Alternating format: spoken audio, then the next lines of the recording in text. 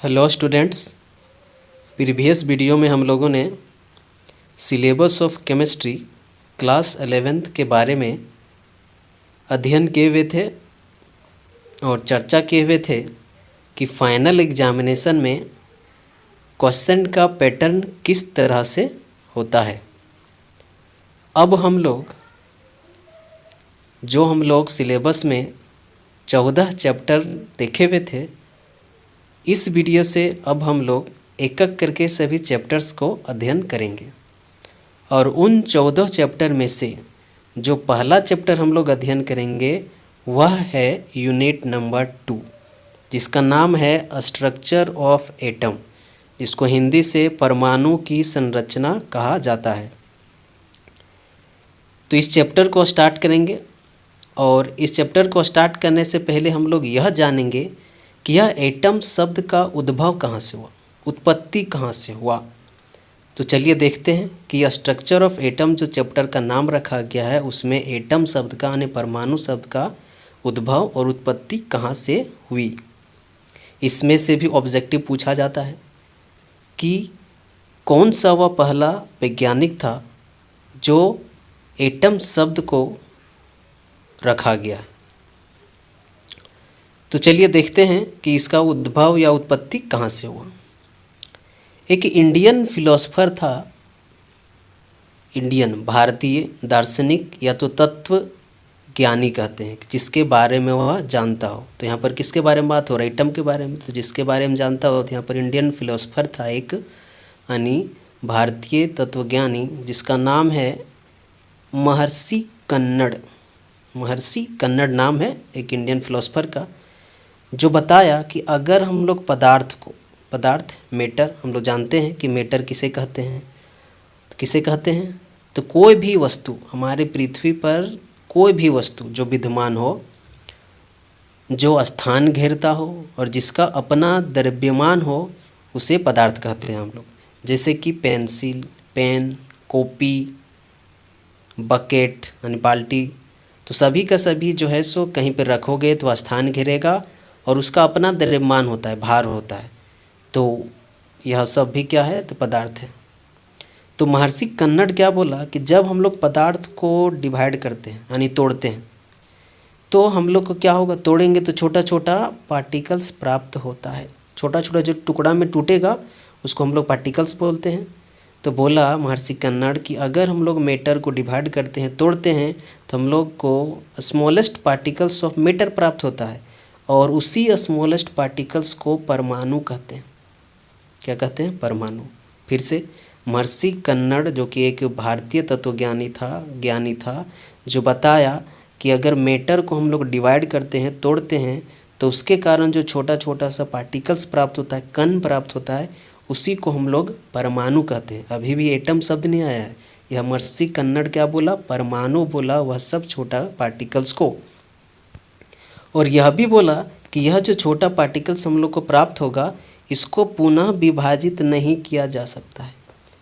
कि पदार्थ को तोड़ने से जो छोटा पार्टिकल्स प्राप्त हुआ, जिसको परमाणु नाम रखा गया, उसको अगर हम लोग फर्दर तोड़ते हैं तो उसको और महीन टुकड़ा में तोड़ा नहीं जा सकता। इसका मतलब हम लोग क्या कह सकते हैं कि परमाणु जो है सो पृथ्वी का सबसे स्मॉलेस्ट पार्टिकल्स है। महर्षि कन्नड़ के अनुसार परमाणु ही था उस समय जो कि सबसे छोटा पार्टिकल्स था हमारे पृथ्वी पर। लेकिन एक साइंटिस्ट और आया, वह साइंटिस्ट जिसका नाम था जॉन डाल्टन। जॉन डाल्टन जो है सो परमाणु का नामकरण किया फिर से और उसका नाम रख दिया एटम। जॉन डाल्टन परमाणु का नाम क्या रख दिया? एटम। और इसके द्वारा भी एटम का मतलब वही बताया गया जो महर्षि कन्नड़ ने बताया था। तो महर्षि कन्नड़ ने क्या बताया था कि मैटर को डिवाइड करने से जो पार्टिकल्स प्राप्त होते हैं उसी को परमाणु कहते हैं और उसको पुनः विभाजित नहीं किया जा सकता है। और जॉन डाल्टन भी परमाणु का नाम बस एटम रख दिया और एटम का मतलब बताया इंडिविजुअल, जिसको तोड़ा ना जा सके, यानी कि something which can not be divided further, कि कुछ ऐसा चीज़ जिसको फर्दर जो है सो पुनः विभाजित नहीं किया जा सके। तो यह जॉन डाल्टन का एटम्स का मतलब था। और महर्षि कन्नड़ का, दोनों का मतलब सामान्य था। थोड़ा सा अंतर था कि महर्षि कन्नड़ इस छोटा पार्टिकल्स को परमाणु कहा, जबकि जॉन डाल्टन के द्वारा इस छोटा परमाणु को एटम कहा गया। तो यह था आपका एटम शब्द का उद्भव। उसके बाद कुछ समय के बाद और एक इंडियन साइंटिस्ट है, एक इंडियन फिलोसफर, जिसका नाम था पकुधा कट्यामा। क्या नाम था? पकुधा कट्यामा। यह क्या बोला सो देखते हैं।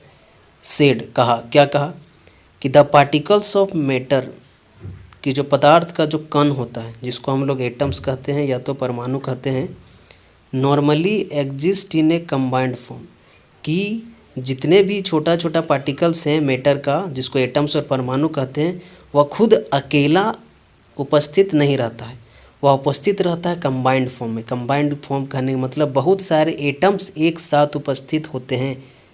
एक एटम का जो है सो अस्तित्व नहीं है, बहुत सारे एटम साथ में मिल के रहते हैं, वही लिखा गया है exist in A combined form. And और यह जो एटम्स बहुत सारे कॉम्बिनेशन जो कंबाइंड फॉर्म में है, उसके कॉम्बिनेशन से हम लोग को क्या प्राप्त होता है? तो बहुत सारे तरह के पदार्थ प्राप्त होते हैं। फिर से समझते हैं इसका मतलब। एक इंडियन फिलोसफर आया, इसका नाम था पकुधा कट्यामा। यह कहा कि मैटर को तोड़ने से जो पार्टिकल्स प्राप्त होते हैं, जिसको हम लोग एटम या परमाणु कहते हैं, वह अकेले उपस्थित नहीं होता है, उसका अकेले कोई अस्तित्व नहीं है, वह कंबाइंड फॉर्म में रहता है, मतलब बहुत सारे एटम साथ में रहते हैं। और जब बहुत सारे एटम साथ में रहते हैं तो आपस में मिलकर बहुत तरह के पदार्थों का निर्माण करते हैं। बहुत तरह के पदार्थों का निर्माण करने का मतलब कि अलग अलग एटम्स जब आपस में कंबाइन करते हैं तो अलग अलग पदार्थ का निर्माण होता है, जिसका गुण भी अलग अलग होता है।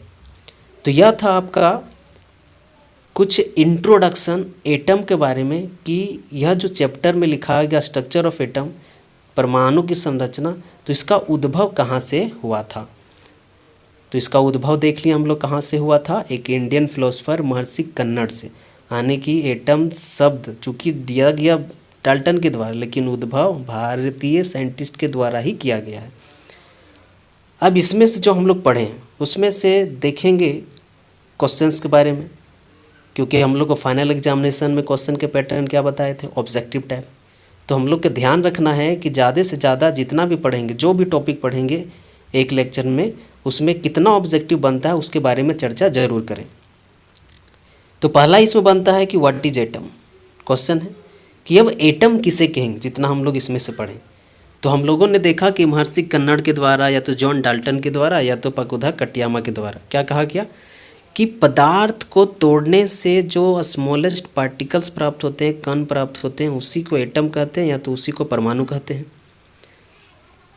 तो यही हम लोग लिख सकते हैं, या तो इसको और भी हम लोग सुटेबल फॉर्म में क्या लिख सकते हैं कि atom is the smallest particle of matter. कि एटम क्या है? तो पदार्थ का सबसे छोटा कण है, which can not be divided further, जिसको पुनः जो है सो विभाजित नहीं किया जा सकता है। यह हो गया आपका एटम का आंसर कि एटम क्या होता है। कुछ ऑब्जेक्टिव्स के बारे में चर्चा करते हैं इस टॉपिक्स जो हम लोग पढ़े कि कौन कौन से ऑब्जेक्टिव बन सकते हैं। पहला ऑब्जेक्टिव कि atom named was given by, कि एटम शब्द किसके द्वारा दिया गया था?